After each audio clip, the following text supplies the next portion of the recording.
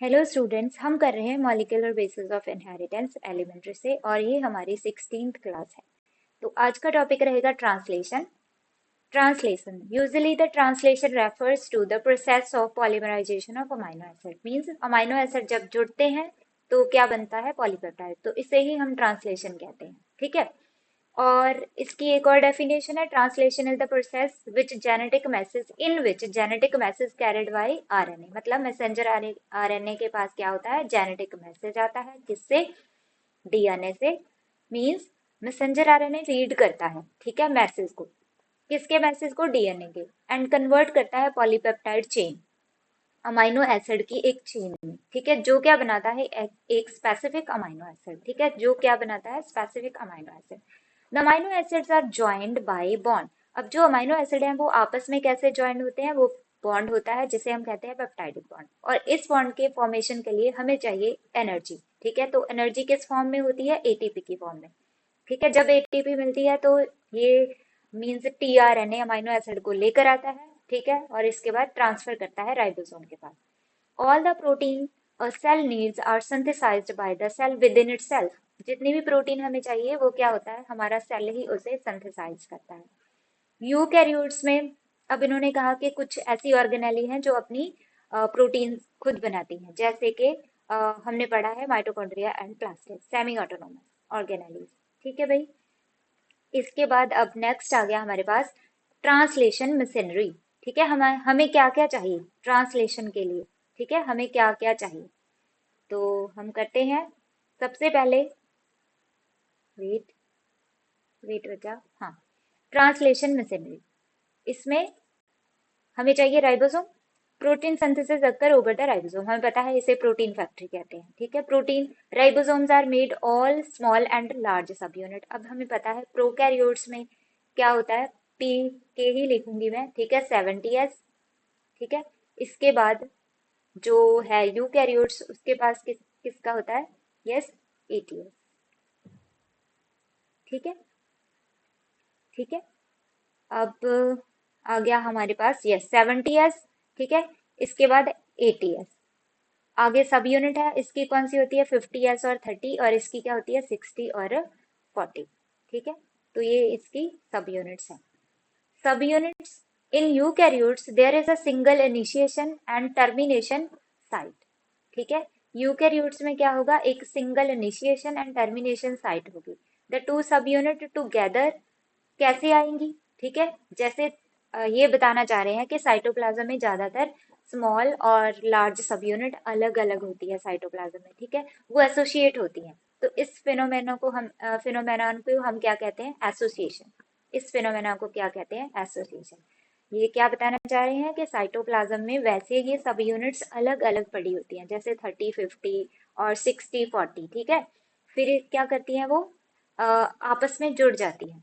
ठीक है, किसकी प्रेजेंस में? ये डाइवेलेंट है, मैग्नीशियम डाइवेलेंट की फॉर्म में। ठीक है, की प्रेजेंस में, सॉरी।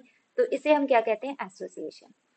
और इसके बाद जब हमने प्रोटीन सिंथेसिस कंप्लीट कर दी तो फिर क्या होगा? फिर से ये सब यूनिट टूट जाएंगे। ठीक है, मीन्स टूटने का मतलब है अलग हो जाएंगी। ठीक है, अलग हो जाएंगी। तो नेक्स्ट है अब।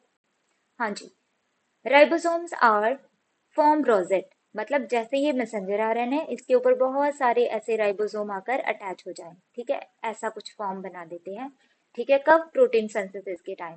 जब हमने बहुत सारी प्रोटीन सिंथेसिस करनी होती है तो कई बार क्या होता है? बहुत सारे राइबोसोम आकर अटैच हो जाते हैं। किससे? एमआरएनए के साथ। ठीक है, तो उसे हम बोलते हैं पॉलीराइबोसोम। पॉलीराइबोसोम। ठीक है, इसे किसने बताया था? रिच 1963 में। ठीक है, the different ribosomes of the polysome are held together by strand. किसके ऊपर? मैसेंजर आरएनए के ऊपर। ठीक है, और इसके बाद बहुत सारी कॉपीज बन जाती हैं किसकी? पॉलीपेप्टाइड की। और पॉलीपेप्टाइड का क्या मतलब हुआ? कि अब प्रोटीन बन जाएगी इसकी। ठीक है, प्रोटीन बनेगी। इसके बाद हमारे पास आ गया कि कुछ राइबोसोम के पास ना साइट्स होती हैं, जैसे ये वाला है। ठीक है, इसके पास क्या है? कुछ साइट्स हैं। ठीक है, कौन सी वाली साइट है बच्चा? एक तो पी साइट है। ठीक है, ये वाली पी साइट है।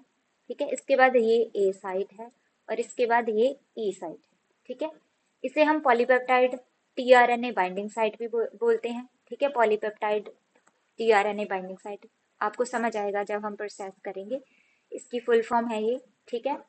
इसमें क्या होता है, that linked growing end of polypeptide chain, मतलब जो पी के पास अमाइनो एसिड होगा वो ए के साथ क्या हो जाएगा, उसकी बाइंडिंग होती रहेगी। अब आ गया ए साइट, और सबसे पहला जो टीआरएनए आता है वो यहीं आता है, याद रखना आप, सबसे पहला टीआरएनए कहाँ आकर अटैच होता है, पी साइट पे। फिर आ गया A site, it is called aminoacyl tRNA binding site, ठीक है। इसके बाद ये भी टीआरएनए आते रहते हैं तो आकर क्या होता है, अटैच होते रहते हैं, ठीक है। ठीक है भाई। इसके बाद हमारे पास आ गया,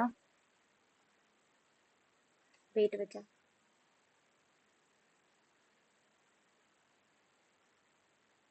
थोड़ा सा गलत हुआ, ठीक है, आप इसे करेक्ट करें, सॉरी, यहाँ पर मैंने कुछ गलत किया है, सॉरी फॉर दिस। ठीक है, ये वाली पी साइट है, ये वाली ए साइट है, और ये वाली ई है।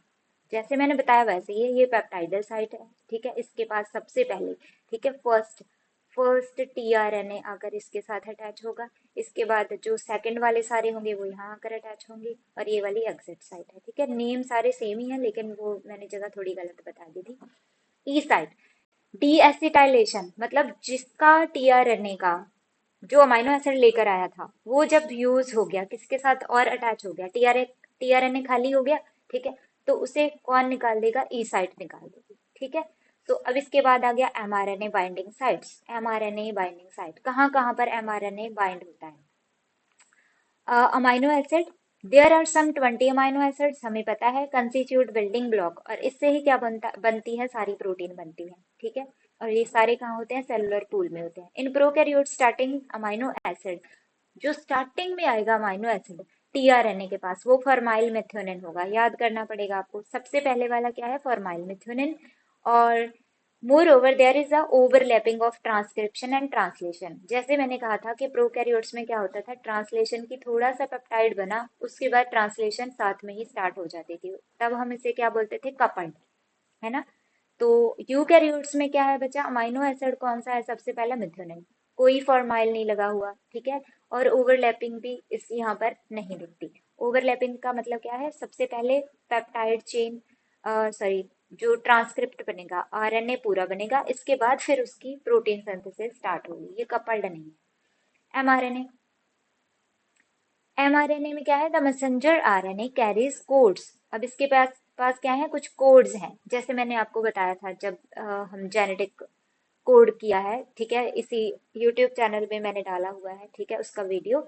तो हमने क्या पढ़ा था कि एमआरएनए के पास कोड होते हैं, जैसे ए यू जी हो सकता है, ठीक है, जी ए जी हो सकता है, जी यू जी हो सकता है, तो ये सारे क्या है, कोड्स हैं, ठीक है। मोनोसिस्ट्रॉनिक का मतलब क्या है बच्चा, मोनोसिस्ट्रॉनिक, एक कोई सिस्ट्रोन है, मतलब कोई डीएनए का सेगमेंट है, ठीक है, उसने क्या बनाया, कोई एमआरएनए बनाया, इसके बाद इसकी एक ही प्रोटीन बनी, ठीक है। एक सिस्ट्रोन मतलब जीन, एक protein, one gene one protein.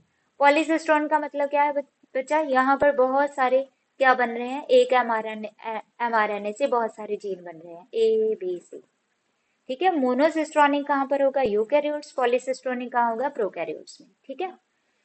Cistron क्या है, ट्रांसक्रिप्शनल यूनिट, मतलब वो डीएनए का पार्ट जहां से एमआरएनए बनेगा, ठीक है, बनेगा। इसके बाद मैंने आपको बताया कि जो एयूजी है, ये भी एमआरएनए के ऊपर है। टर्मिनेटिंग कोडॉन है यूएए, यूजीए, ये भी उसके ऊपर ही है, ठीक है। और जो हमने एमआरएनए की स्ट्रक्चर देखी थी, कुछ ऐसे मैंने बनाई थी, ठीक है। तो ये क्या होगा, ये वाला तो कैप हो गया, फाइव वाला, ये क्या हो गई, टेल हो गई, ठीक है। और यहाँ पर क्या होंगे, कुछ अनट्रांसलेटेड रीजंस भी होंगे, कुछ अनट्रांसलेटेड रीजन, जिसे हम यूटीआरस बोलते हैं। और यूटीआर याद रखना, दोनों साइड है, हमारा फाइव एंड के पास भी साइड भी हैं और थ्री एंड के साइड भी हैं, ठीक है। और जो बहुत सारे राइबोसोम अटैच होते हैं वो एमआरएनए के ऊपर ही अटैच होते हैं।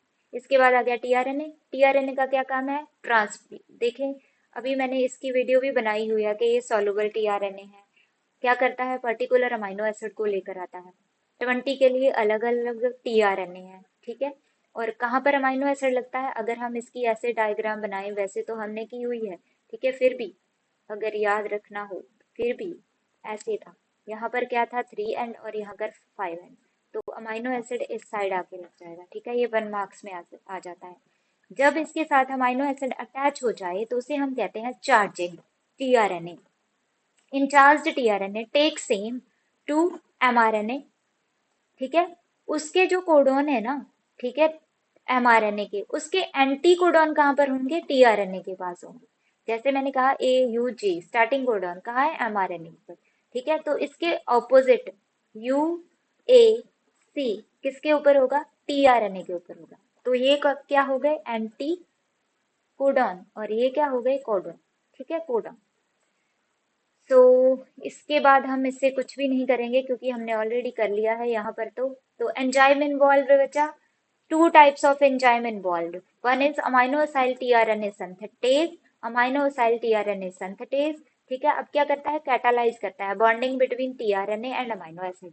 जब अब टीआरएनए गया, ठीक है, टीआरएनए को क्या चाहिए, अब अमाइनो एसिड चाहिए, तो इनके बीच में जो बॉन्ड क्रिएट करता है, ठीक है, तो वो कौन सा एंजाइम करता है, ये वाला ही करता है, ठीक है, अमाइनो एसिड।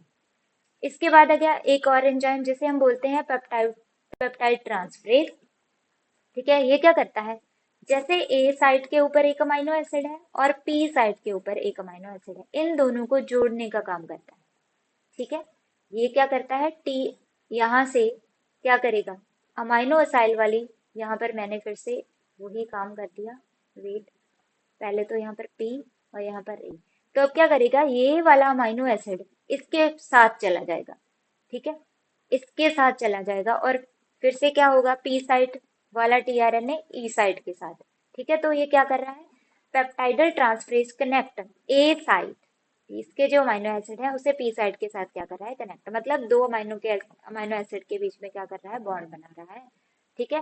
फैक्टर्स अब बचा, इनिशिएशन फैक्टर्स हैं, 3 factors involve in the initiation, कहाँ पर, प्रोकैरियोट्स में, initiation factor 1, initiation factor 2, initiation factor 3। 1 factor elongation के लिए है इसके पास, ठीक है, फिर 3 फैक्टर हैं जो टर्मिनेशन मतलब प्रोसेस को एंड करते हैं, RF1, RF2 एंड RF3, ठीक है। इन यूकैरियोट्स सेवरल फैक्टर्स, ठीक है, कौन से फैक्टर हैं, eukaryotes initiation factor 2, eukaryote initiation factor 3, ठीक है, eukaryotes initiation factor 4A, 4E, 4F, 4G, ठीक है, और एलोंगेशन फैक्टर कितने हैं, 2, ठीक है, एलोंगेशन फैक्टर 1, एलोंगेशन फैक्टर 2, ठीक है। इसके बाद टर्मिनेशन फैक्टर कितना है, एक ही है, ठीक है। तो और टर्मिनेशन कोडॉन कौन से हैं, UAA, UAG एंड UGA, ठीक है। आज की वीडियो में इतना ही करेंगे, हमने सिर्फ सिर्फ अभी क्या पढ़ा है, जो हमें रिक्वायरमेंट्स हैं, जो चीजें हमें चाहिए, जिसे हम कहते हैं ट्रांसलेशन मशीनरी के लिए हमें क्या क्या चाहिए, कल हम प्रॉपर ट्रांसलेशन स्टार्ट करेंगे, ठीक है बच्चा, थैंक यू।